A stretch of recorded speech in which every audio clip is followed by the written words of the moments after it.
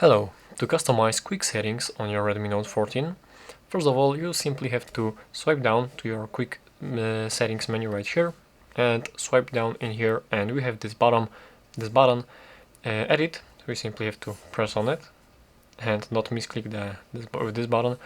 But anyways, as we are here, we simply can grab icons and move them around. We can move the buttons, we can delete some functions, we can add them right here. We have much more available functions.